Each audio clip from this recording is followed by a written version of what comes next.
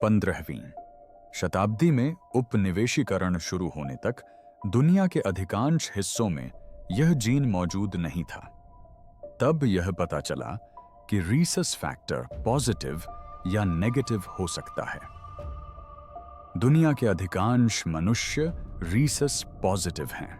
कई सालों से रक्त समूह ओ को एक साधारण चिकित्सीय तथ्य के रूप में माना जाता रहा है। यह चार्ट में बस एक और विवरण है रक्तदान अभियान के दौरान पूरा किया जाने वाला एक औपचारिकता।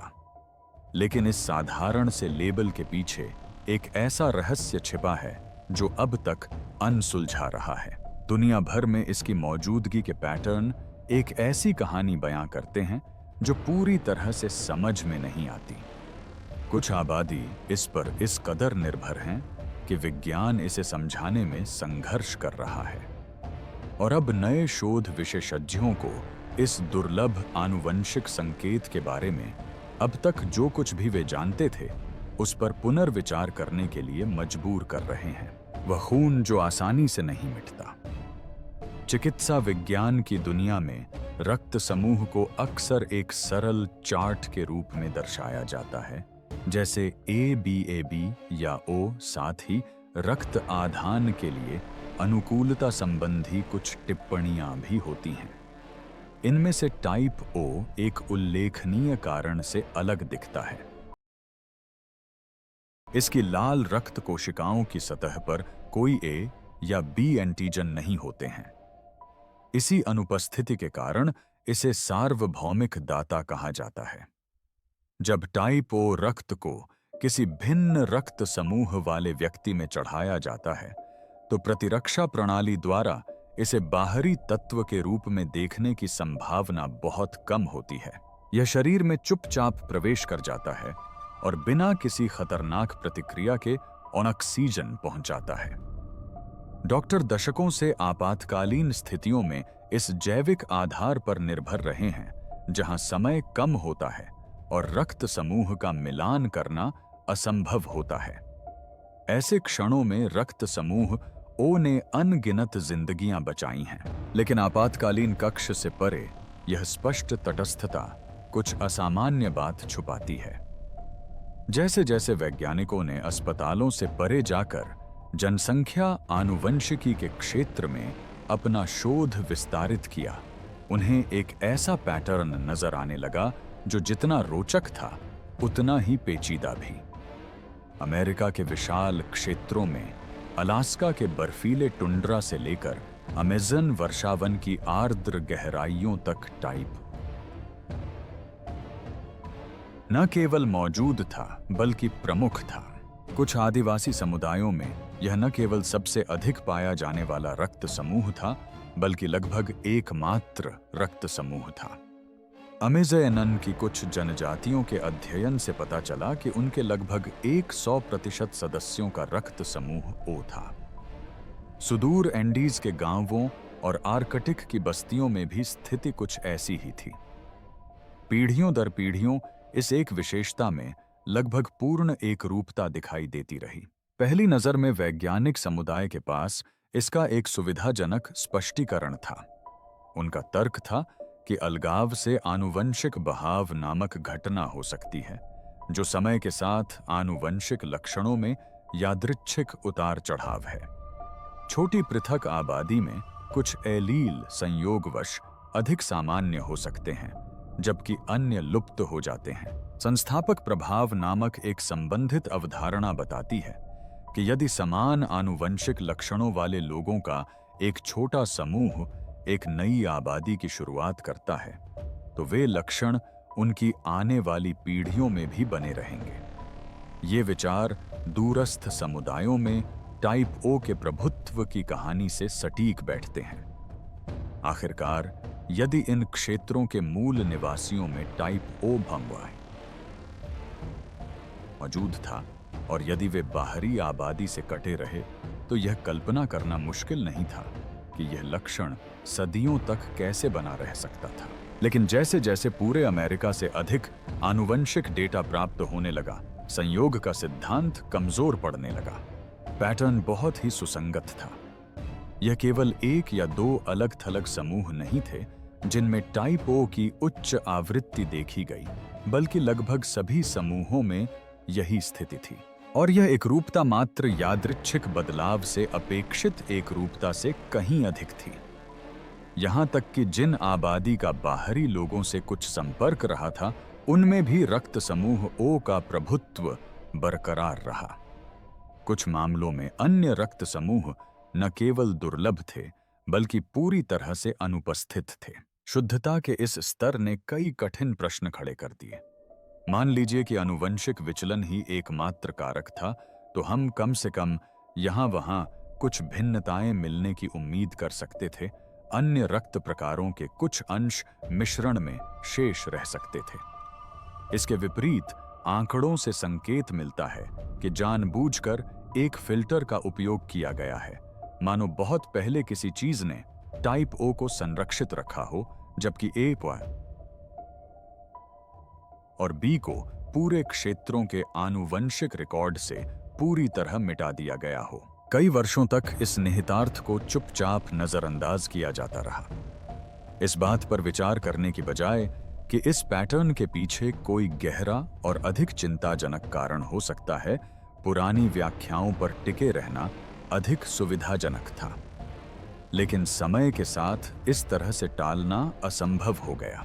जैसे जैसे पुरातत्वविदों ने प्राचीन इतिहास के अवशेषों को खोजना शुरू किया और आनुवंशिकी विदों ने ऐसे उपकरण विकसित किए जिनसे हजारों साल पुरानी हड्डियों से डीएनए अनुक्रम प्राप्त किए जा सकते थे, टाइप ओ के अत्यधिक प्रभुत्व की कहानी और भी रहस्यमय होती चली गई।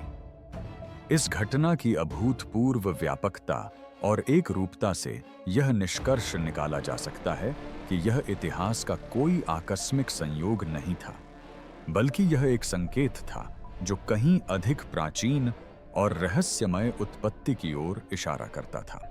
तभी शोधकर्ताओं ने और भी पीछे जाकर खोजबीन शुरू की, न केवल वर्तमान आबादी पर, बल्कि स्वयं मानव जाति के प्रवास पर भी ध्यान केंद्रित किया।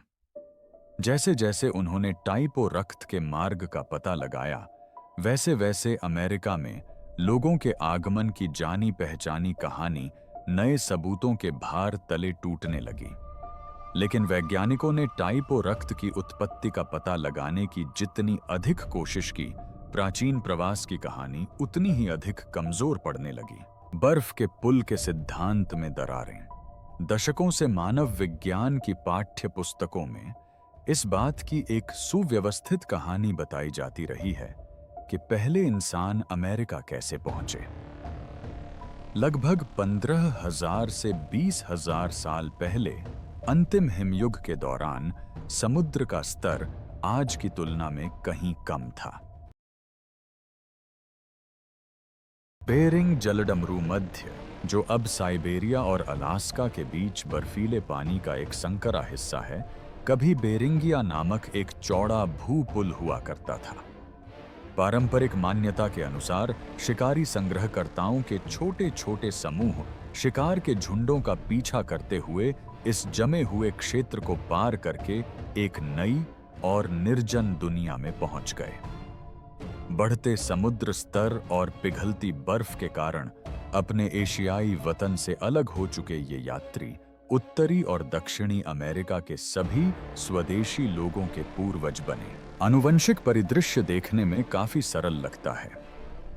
यदि इस प्रवास में केवल कुछ ही लोग शामिल थे, शायद कुछ 100 ही, तो वे अपने मूल साइबेरियाई आबादी में मौजूद आनुवंशिक विविधता का केवल एक अंश ही अपने साथ ले गए होंगे। हजारों वर्षों के दौरान अलगाव ने उन मूल लक्षणों को और अधिक बढ़ा दिया होगा, जिससे यह स्पष्ट होता है कि कुछ आनुवंशिक लक्षण स्वदेशी लोगों में प्रमुख क्यों हो गए। इस तर्क के अनुसार अमेरिका में रक्त समूह ओ की अत्यधिक व्यापकता को इस प्रकार समझाया जा सकता था कि मूल प्रवासी संयोगवश मुख्य रूप से या पूरी तरह से रक्त समूह ओ के एलील्स लेकर आए थे। यह एक सुव्यवस्थित और पूर्ण सिद्धांत था जो उस समय उपलब्ध उपकरणों और साक्ष्यों के अनुरूप था। लेकिन फिर प्राचीन डीएनए अनुसंधान में क्रांति आ गई। जैसे जैसे वैज्ञानिकों ने हजारों साल पुराने कंकाल अवशेषों से आनुवंशिक सामग्री निकालने और उसका विश्लेषण करने की विधि सीखी, उन्होंने प्राचीन साइबेरियाई लोगों के रक्त समूह के एलील्स का बारीकी से अध्ययन करना शुरू किया। ये वही लोग थे जिनके बारे में सिद्धांत था कि वे भूमि पुल पार करके अमेरिका पहुंचे थे, लेकिन परिणाम पुराने सिद्धांत से मेल नहीं खाते थे। आनुवंशिक रूप से एक रूप होने के बजाय इन प्राचीन साइबेरियाई लोगों में रक्त समूहों की व्यापक विविधता पाई गई। Type A, type B, type O सभी महत्वपूर्ण संख्या में मौजूद थे। यह टाइप ओ के प्रभुत्व वाली एक छोटी आनुवंशिक रूप से सीमित आबादी नहीं थी। यह एक समृद्ध विविधतापूर्ण मिश्रण था, जैसा कि हम आज यूरोप, एशिया और अफ्रीका में देखते हैं। इसका निहितार्थ स्पष्ट था। यदि पहले अमेरिकी इसी आबादी से आए थे, तो वे भूमि मार्ग से होकर अपने साथ विभिन्न प्रकार के रक्त समूह लेकर आए होंगे। यहीं से समस्या उभरने लगी। अगर कई रक्त समूह अमेरिका में आए थे, तो वे आज भी वहां की मूल आबादी में क्यों नहीं पाए जाते? ए और बी एलील कहां गए? उनका पूरी तरह या लगभग पूरी तरह गायब होना आनुवंशिक बहाव के कारण होने वाली सामान्य घटना नहीं है। बहाव समय के साथ विविधता को कम कर सकता है, लेकिन यह शायद ही कभी प्रमुख एलील्स को पूरी तरह से मिटाता है, खासकर पूरे महाद्वीपों में तो बिल्कुल नहीं। बल्कि आनुवंशिक प्रमाण कुछ और ही नाटकीय घटना की ओर इशारा करते हैं, जिसे अक्सर बॉटलनेक कहा जाता है, यानी अमेरिका में मनुष्यों के आगमन के बाद रक्त समूहों की विविधता में आई भारी गिरावट। ए और बी एलील केवल कम नहीं हुए, बल्कि कई क्षेत्रों में विलुप्त हो गए और टाइप ओ ही एकमात्र जीवित बचा रहा। यह आनुवंशिक बहाव की एक रस धीमी यादृच्छिक प्रक्रिया नहीं थी। दरअसल यह अचानक, निर्णायक और लगभग समकालिक था। इस तरह के पैटर्न ने कई परेशान करने वाली संभावनाएं पैदा कर दी। क्या ए बी रक्त समूह किसी ऐसी आपदा के कारण समाप्त हो गया जिसने प्रारंभिक आबादी को प्रभावित किया?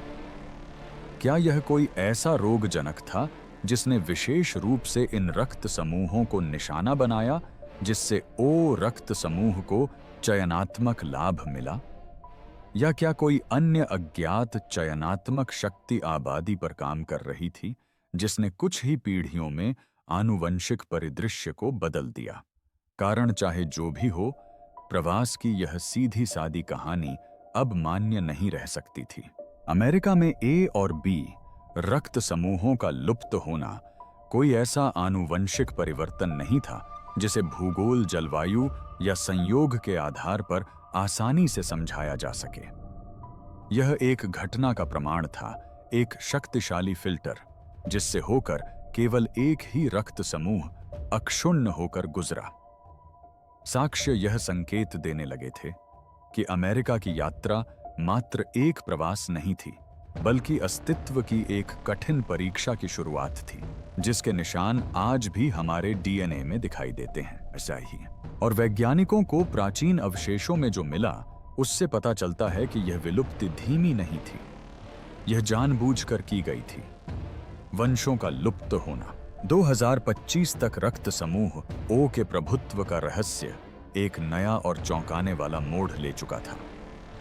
कनाडा, ब्राजील और दक्षिण कोरिया के आनुवंशिकीविदों के एक समूह ने प्राचीन डीएनए का उपयोग करके अमेरिका में रक्त समूह एलील्स के इतिहास का मानचित्रण करने के लिए एक महत्वाकांक्षी परियोजना शुरू की।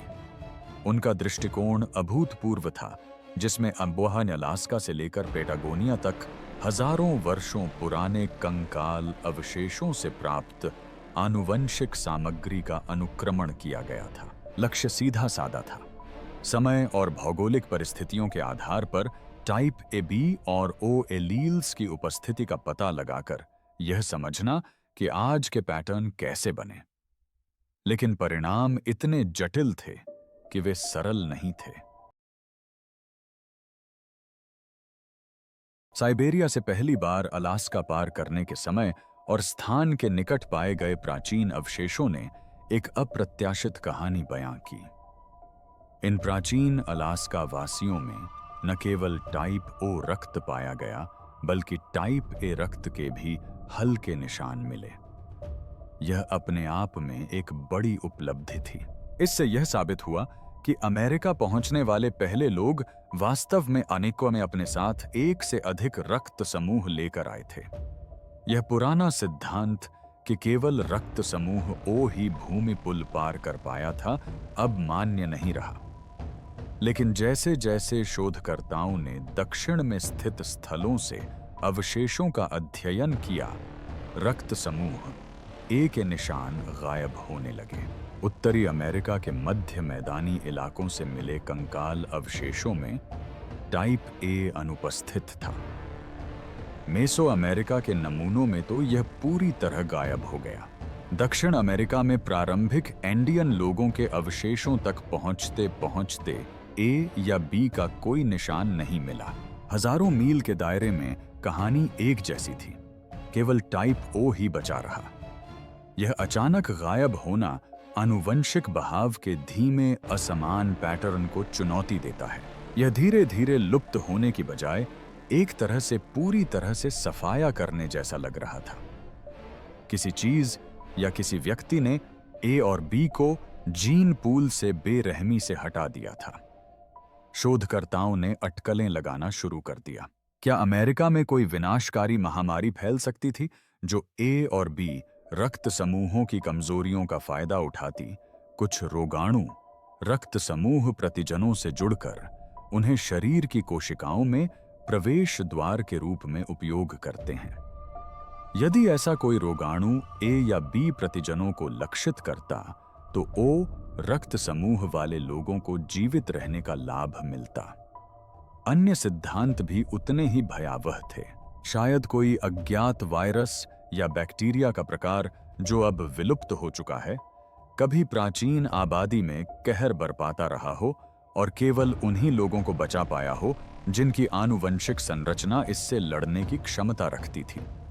कुछ अन्य लोगों का मानना है कि पर्यावरणीय कारक भी इसमें भूमिका निभा सकते हैं, जैसे कि जलवायु परिवर्तन या पोषण संबंधी तनाव, जो प्रतिरक्षा प्रणाली के साथ इस तरह से परस्पर क्रिया करते हैं जिसे हम अभी तक पूरी तरह से नहीं समझ पाए हैं। फिर भी ये सभी परिदृश्य एक ही निष्कर्ष की ओर इशारा करते हैं। कुछ बेहद चयनात्मक प्रक्रिया चल रही थी। सबसे अहम सुराग अध्ययन के विस्तृत विवरण से नहीं, बल्कि उसके सारांश में लिखे एक ऐसे वाक्य से मिला जिसे आसानी से नजरअंदाज किया जा सकता था। आंकड़ों से एक दिशात्मक चयन की घटना का संकेत मिलता है, जिसका संभावित कारण प्रतिरक्षात्मक हो सकता है और जो ओ एलील्स को अन्य सभी एलील्स की तुलना में अधिक प्राथमिकता देता है। सरल शब्दों में कहें तो इसका मतलब यह था कि रक्त समूह वितरण में परिवर्तन आकस्मिक नहीं थे। वे एक निश्चित दिशा का अनुसरण कर रहे थे, विकासवादी शक्तियों द्वारा रक्त समूह ओ की ओर एक प्रबल झुकाव का, और वे शक्तियां लगभग निश्चित रूप से प्रतिरक्षा और जीवन रक्षा से जुड़ी हुई थीं। यह एक चौंकाने वाला एहसास था। इससे यह संकेत मिलता है कि इतनी सारी स्वदेशी आबादी में रक्त समूह ओ का लगभग पूर्ण प्रभुत्व मात्र भूगोल या संयोग का परिणाम नहीं था। यह उस जीवन रक्षा संघर्ष का प्रमाण था जो प्रागैतिहासिक काल में अमेरिका में व्याप्त था। एक ऐसा संघर्ष जो इतना कठिन था कि महाद्वीप के विशाल क्षेत्रों में केवल एक ही रक्त समूह शेष रह गया। अगर यह सच था तो टाइप ओ सिर्फ एक चिकित्सीय सुविधा से कहीं अधिक था। यह उन लोगों की आनुवंशिक विरासत थी जो तब जीवित रहे जब दूसरे मर गए। यह स्वयं जीवन रक्षा का खाका था। अगर टाइप ओ ब्लड ग्रुप बाकी लोगों के मुकाबले बचा रहा तो इसके मूल स्वभाव में कौन सा छिपा हुआ फायदा था? प्रतिरक्षा में असमानता। जब वैज्ञानिकों ने यह पता लगाना शुरू किया कि कुछ खास आबादी में टाइप ओ ब्लड ग्रुप इतना हावी क्यों है, तो जवाब महज आनुवंशिक संयोग से कहीं ज्यादा कुछ और इशारा करने लगे। वैश्विक स्वास्थ्य आंकड़ों में कुछ खास पैटर्न उभरने लगे, ऐसे पैटर्न जो स्पष्ट रूप से छिपी हुई एक शांत सहनशीलता का संकेत देते थे। विभिन्न महाद्वीपों और वातावरणों में रहने वाले ओ रक्त समूह के लोगों में इतिहास की कुछ सबसे खतरनाक बीमारियों से गंभीर रूप से बीमार होने की दर लगातार कम पाई गई। हैजा, मलेरिया, डेंगू बुखार, यहां तक कि गंभीर श्वसन संक्रमण के कुछ प्रकार भी ओ रक्त समूह के लोगों पर थोड़ा कम प्रभाव डालते प्रतीत हुए। इसका मतलब यह नहीं था कि ब्लड ग्रुप ओ वाले लोग इन बीमारियों से पूरी तरह सुरक्षित थे। उन्हें भी ये बीमारियां हो सकती थीं, कभी-कभी तो जानलेवा भी। लेकिन जब बड़ी आबादी में जीवित रहने की संभावनाओं का आकलन किया गया तो ब्लड ग्रुप ओ वालों को बेहतर स्थिति में पाया गया। यह एक सूक्ष्म लाभ था। यह हर किसी को बचाने के लिए पर्याप्त नहीं था, लेकिन इतना जरूर था कि पीढ़ियों से टाइप ओ वायरस से संक्रमित लोगों की संख्या महामारी से बचती रही। जैसे जैसे शोधकर्ताओं ने आधुनिक उत्तरजीविता दरों की तुलना ऐतिहासिक रोग पैटर्न से की, यह स्पष्ट होता गया कि चिकित्सा हस्तक्षेप के अभाव में सुदूर अतीत में यह सूक्ष्म लाभ महत्वपूर्ण रहा होगा। सबसे महत्वपूर्ण प्रमाण दक्षिण अमेरिकी एंडीज के ऊंचे इलाकों से मिले। पृथ्वी पर सबसे कठिन जीवन परिस्थितियों में से कुछ में रहते हुए भी समुदाय न केवल सदियों तक टिके रहे, बल्कि फले फूले भी। हवा पतली है, सूर्य से आने वाली पराबैंगनी किरणें तीव्र हैं और पीढ़ियों से संक्रामक रोगों का खतरा बना हुआ है। फिर भी इनमें से कई समुदायों में लंबे समय तक जीवित रहने की आश्चर्यजनक क्षमता पाई जाती है। जब आनुवंशिकी विदों ने उनके रक्त की जांच की तो उन्हें एक उल्लेखनीय बात पता चली। IL-17 वेरिएंट 52C नामक जीन वेरिएंट की असामान्य रूप से उच्च व्यापकता।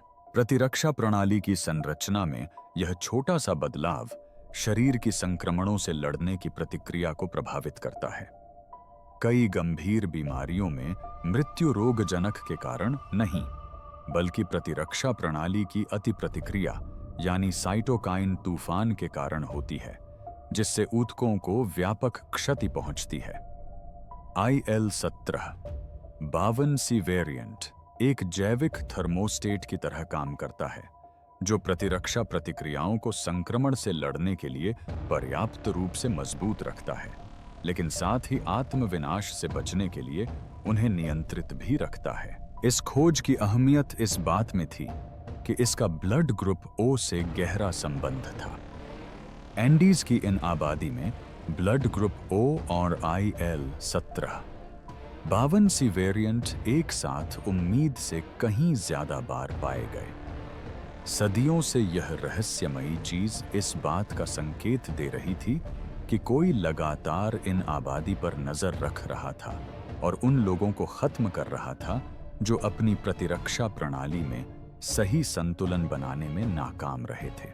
अपने रक्त समूह O और IL-17 52C वेरिएंट के साथ जीवित रहने के कारण उनके जीवित रहने की संभावना अधिक थी, जिससे वे अपने जीन अगली पीढ़ी तक पहुंचा सके।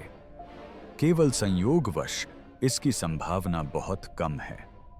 इसमें चयनात्मक दबाव का कई युगों लंबा और थकाऊ इतिहास और जीवित रहने के लिए कई बार किए गए संघर्ष शामिल हैं, जो संभवतः उन रोगजनकों के विरुद्ध थे जिनकी उपस्थिति आज अज्ञात है। जो भी हो, इसने मानव जीव विज्ञान को एक ऐसे मोड़ पर धकेल दिया जिससे टाइप ओ रक्त वाले व्यक्ति इस प्रतिरक्षा प्रणाली के बावजूद चुपचाप इसके प्रभाव में बने रहे।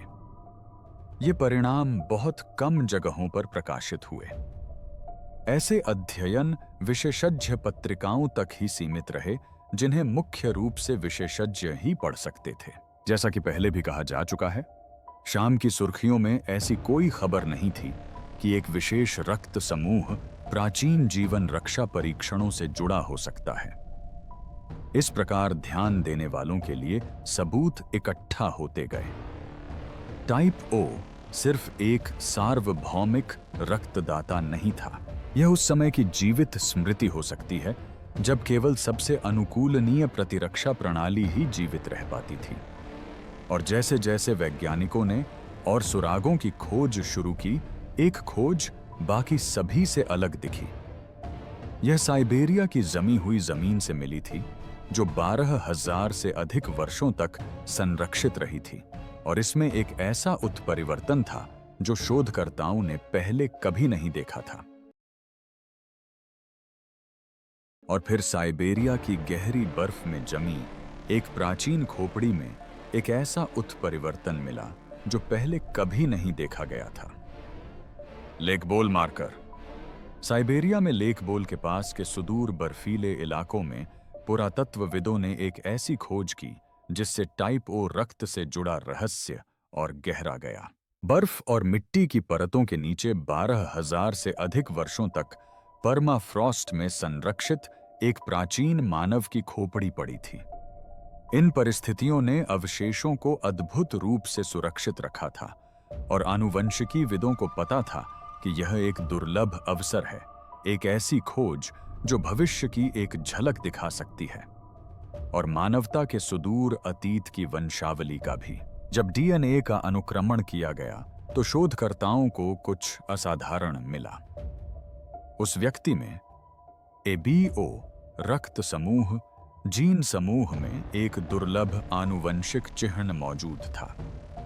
यह कोई सामान्य उत्परिवर्तन नहीं था, बल्कि एक विलोपन था, यानी आनुवंशिक कोड का एक हिस्सा पूरी तरह से गायब था। वैज्ञानिकों ने इसे ओडेल्टा वेरिएंट 1 नाम दिया।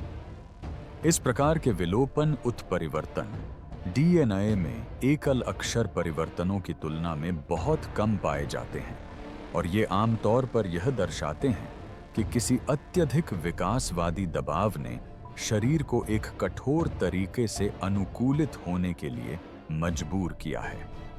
इस खोज को और भी रोचक बनाने वाली बात इसकी विशिष्टता थी। ओडेल्टा वेरिएंट एक यूरोपीय डीएनए में मौजूद नहीं था। यह अफ्रीकी या पूर्वी एशियाई आबादी में नहीं पाया गया। साइबेरिया के भीतर भी यह अधिकांश प्राचीन नमूनों में अनुपस्थित था।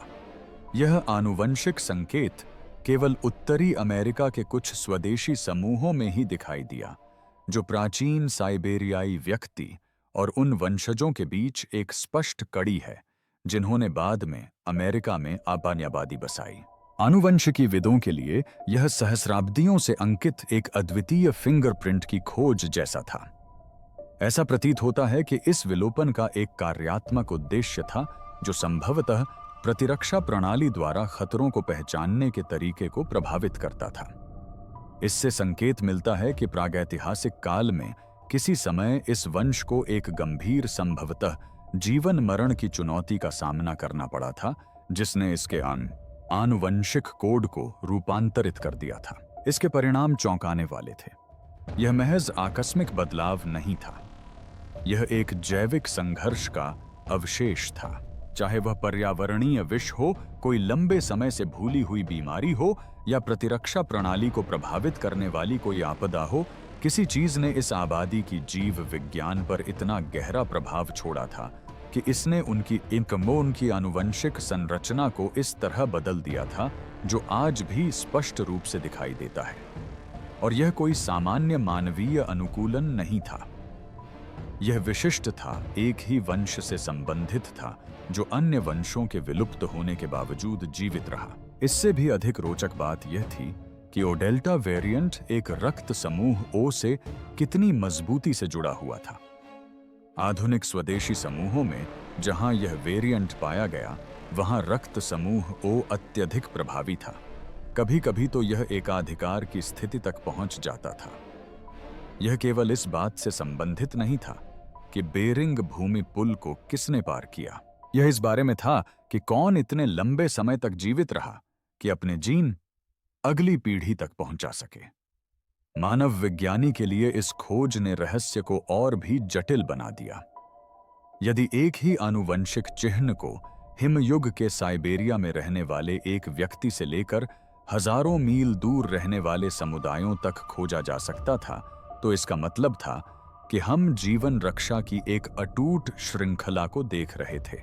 जलवायु परिवर्तन, प्रवास और विनाशकारी घटनाओं के बावजूद यह विशेषता बनी रही। फिर भी यह जितनी महत्वपूर्ण थी, उतनी ही यह पहेली का एक छोटा सा हिस्सा मात्र थी। इससे हमें पता चलता है कि प्रारंभिक मानव आबादी पर तीव्र दबाव था और इस दबाव ने स्थायी आनुवंशिक परिवर्तन उत्पन्न किए थे। लेकिन इससे हमें यह पता नहीं चला कि खतरा वास्तव में क्या था, या विशेष रूप से ब्लड ग्रुप ओ वाले लोगों में इतने सारे जीवन रक्षा संबंधी लक्षण क्यों पाए जाते हैं। इसका जवाब एक बिल्कुल अलग खोज से मिला, बर्फीले टुंड्रा में नहीं, बल्कि 2025 में जमा किए गए एक आधुनिक डीएनए नमूने से। इस मामले से कुछ ऐसा सामने आया जिसकी किसी ने उम्मीद नहीं की थी। मानव जीनोम में गहराई में छिपा एक संभावित अंतर्निर्मित रक्षा तंत्र। लेकिन 2025 में एक व्यक्ति के डीएनए नमूने ने कुछ और भी विचित्र चीज का खुलासा किया, एक संभावित गुप्त रक्षा तंत्र। क्रॉफर्ड का खुलासा 2025 की शुरुआत में एक आनुवंशिक डेटाबेस में चुपचाप दर्ज की गई जानकारी ने घटनाओं की एक ऐसी श्रृंखला को जन्म दिया जिसकी किसी ने कल्पना भी नहीं की थी। इसकी शुरुआत मोंटाना में ब्लैकफीट नेशन के निवासी थॉमस क्रॉफर्ड से हुई, जो एक बड़े पैमाने पर पूर्वजों के मानचित्रण परियोजना में भाग लेने के लिए सहमत हुए।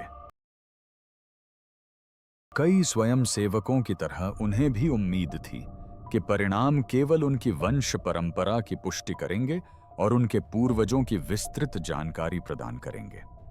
लेकिन जब उनके डीएनए नमूने का विश्लेषण किया गया, तो उससे सामान्य वंशावली से कहीं अधिक महत्वपूर्ण तथ्य सामने आए।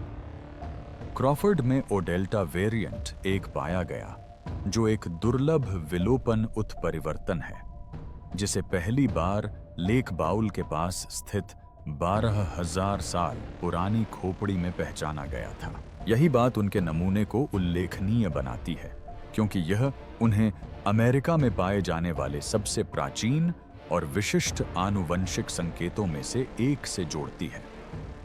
लेकिन ओडेल्टा के साथ जो मिला, उसने शोधकर्ताओं को पूरी तरह से चौंका दिया। प्रतिरक्षा प्रतिक्रियाओं को नियंत्रित करने वाले एक महत्वपूर्ण केंद्र मानव ल्यूकोसाइट एंटीजन एचएलए क्षेत्र के आसपास के डीएनए अनुक्रम में उन्हें आनुवंशिक कोड का एक असामान्य अंश मिला। दशकों तक इस खंड को बेकार डीएनए मानकर खारिज कर दिया गया था। यह शब्द उन अनुक्रमों के लिए प्रयोग किया जाता है जिनका कोई ज्ञात कार्य नहीं होता। लेकिन जब उन्नत प्रतिरक्षा मॉडलिंग सिमुलेशन लागू किए गए, तो इस खंड ने अप्रत्याशित तरीके से व्यवहार किया। सामान्य परिस्थितियों में यह जीनोम में निष्क्रिय अवस्था में रहता है, लेकिन जब मॉडल ने अत्यधिक जैविक तनाव यानी ऑक्सीजन की कमी के साथ कई अंगों में संक्रमण जैसी स्थितियों का अनुकरण किया, तो यह प्रक्रिया पूरी तरह से सक्रिय हो गई, न आंशिक रूप से न ही कमजोर रूप से, बल्कि एक अंधेरे कमरे में रोशनी की तरह। सक्रिय होने पर इसने प्रतिरक्षा तंत्र की एक श्रृंखला को नियंत्रित किया, सूजन को स्थिर किया और महत्वपूर्ण अंगों को क्षति से बचाया। संक्षेप में, इसने एक आपातकालीन जीवन रक्षक के रूप में काम किया, जो केवल सबसे घातक परिस्थितियों में ही सक्रिय होता है। शोधकर्ताओं ने पहले कभी ऐसा कुछ नहीं देखा था। ऐसा लग रहा था मानो कोई प्राचीन बैकअप सिस्टम आनुवंशिक कोड में लिखा गया हो, एक छिपा हुआ बचाव तंत्र जो विनाशकारी प्रकोपों के दौरान जीवन और मृत्यु के बीच का अंतर साबित हो सकता था। फिर भी यह रहस्यमय अनुक्रम हर मानव जीनोम में नहीं पाया गया। कुछ स्वदेशी आबादी में टाइप ओ वाहकों के बीच यह असमान रूप से मौजूद था, अक्सर ओ डेल्टा वेरिएंट एक के साथ। जब टीम इसके निहितार्थों पर विचार विमर्श कर रही थी, तभी एक और भी चौंकाने वाला मोड़ सामने आया। आनुवंशिक डेटा के एक विशाल अंतर्राष्ट्रीय भंडार ह्यूमन जीनोम आर्काइव के एक मुखबिर के अनुसार इस अनुक्रम की पहचान पहले ही हो चुकी थी। सूत्र ने दावा किया कि इसे पहली बार 1998 में ह्यूमन जीनोम प्रोजेक्ट के शुरुआती चरणों के दौरान चिह्नित किया गया था। उस समय इसका कार्य अज्ञात था, लेकिन इसकी असामान्य संरचना ने सबका ध्यान आकर्षित किया था। फिर अचानक यह जानकारी सार्वजनिक डेटा सेट से गायब हो गई। मुखबिर ने आरोप लगाया कि इसे जानबूझकर दबा दिया गया, प्रकाशित शोध में कभी इस पर चर्चा नहीं की गई और प्रमुख आनुवंशिक डेटाबेस से इसे बाहर रखा गया। क्यों अंदरूनी घेरे के बाहर, किसी को भी इसका जवाब नहीं पता था। शायद उस समय इस खोज को बहुत ही अनुमानित माना गया था, या शायद इस बात के निहितार्थ कि कुछ मानव वंशों में एक अद्वितीय संभावित रूप से निर्मित जीवन रक्षा तंत्र मौजूद था, को सार्वजनिक करने के लिए बहुत विवादास्पद समझा गया था। कारण चाहे जो भी हो, इस टुकड़े को दोबारा सामने आने में लगभग 3 दशक लग गए और इस बार यह सीधे तौर पर रक्त समूह ओ के रहस्य से जुड़ा हुआ था। क्रॉफर्ड के मामले पर काम कर रहे वैज्ञानिकों के लिए यह खोज रोमांचक और निराशाजनक दोनों थी। उनके पास रक्त समूह ओ प्राचीन काल की जीवन रक्षा की घटनाओं और एक छिपी हुई आनुवंशिक रक्षा प्रणाली के बीच एक ठोस संबंध तो था, लेकिन यह स्पष्ट रूप से समझ में नहीं आया था कि यह कैसे अस्तित्व में आया या यह केवल कुछ खास आबादी में ही क्यों पाया जाता है। हालांकि एक बात निश्चित थी, टाइप ओ की कहानी अब केवल अमेरिका तक ही सीमित नहीं थी। नए आनुवंशिक तुलनाओं ने प्रशांत महासागर के पार दूर दूर तक संबंधों की ओर इशारा किया, जो हजारों मील खुले पानी से अलग हुए लोगों के बीच जीवन रक्षा के संकेतों को जोड़ते हैं। और जब वैज्ञानिकों ने अमेरिका से परे टाइप ओ का पता लगाया, तो यह मार्ग प्रशांत महासागर के पार एक आश्चर्यजनक कड़ी तक ले गया। पोलिनेशियन मार्ग, इस पहेली का अंतिम टुकड़ा, पृथ्वी के सबसे दूरस्थ बसे हुए स्थानों में से एक रापा नुई से मिला, जिसे ईस्टर द्वीप के नाम से जाना जाता है। निकटतम महाद्वीप से हजारों मील दूर स्थित इसका एकांत लंबे समय से इतिहासकारों और पुरातत्वविदों को आकर्षित करता रहा है। 2025 में द्वीप पर खुदाई के दौरान लगभग 900 वर्ष पुराने कंकाल अवशेष मिले। द्वीप की ज्वालामुखीय मिट्टी में संरक्षित इन हड्डियों को विस्तृत विश्लेषण के लिए आनुवंशिक प्रयोगशालाओं में भेजा गया। परिणामों ने शोधकर्ताओं को चौंका दिया। न केवल अवशेषों में रक्त समूह ओ की अत्यधिक व्यापकता पाई गई, बल्कि उनमें IL-17 वेरिएंट 52 भी मौजूद था, जो वही प्रतिरक्षा नियंत्रित जीन वेरिएंट है जो दक्षिण अमेरिका में हजारों मील दूर स्थित एंडीज पर्वतीय आबादी में पाया जाता है। यह कोई मामूली समानता नहीं थी। दोनों स्थानों पर एक ही दुर्लभ प्रतिरक्षा वेरिएंट का संयोगवश पाया जाना अत्यंत ही कम संभावना थी। सबसे संभावित व्याख्या प्रत्यक्ष आनुवंशिक आदान प्रदान थी, जिससे यह संकेत मिलता है कि यूरोपीय लोगों के आगमन से सदियों पहले पोलिनेशियाई यात्रियों और दक्षिण अमेरिकी लोगों के बीच संपर्क हुआ था।